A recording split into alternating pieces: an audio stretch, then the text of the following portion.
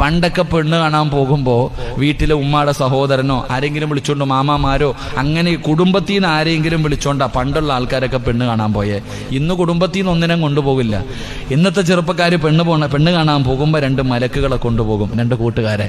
അളിയാ, നാളെ വൈകിട്ട് ഒരു പെണ്ണ് കാണലുണ്ട്, ഓക്കെ. പടച്ചവനെ, വൈകുന്നേരം സമയമാകുമ്പോൾ ഒരുങ്ങി നിൽക്കുക. ഇതിലെ പുതിയാപ്പളെ ആരാന്നറിയത്തില്ല. കാരണം പെണ്ണ് കെട്ടി 2 മക്കളുള്ളവന്റെ ഒരുക്കം കണ്ട അള്ളാഹുവെ, വല്ല ദുൽഖറിനെ പോലെയുള്ള അത്രയും ഷേവൊക്കെ ചെയ്ത് ഇന്നൊക്കെ ചെയ്ത് ഗെറ്റപ്പായിട്ട് നിൽക്കുക. അങ്ങനെ വാഹനത്തിൽ കയറിയിട്ട് പെണ്ണിന്റെ വീട്ടിൽ പോയി. പെണ്ണിന്റെ വാ മക്കളെ വാടാ, എല്ലാത്തിനും വിളിച്ച് വീടിന്റെ അകത്ത് കയറ്റി. പുതിയാപ്പള ഇതായില്ലേ, മോളെ വിളിച്ചു വെള്ളം കൊണ്ടുവരാൻ.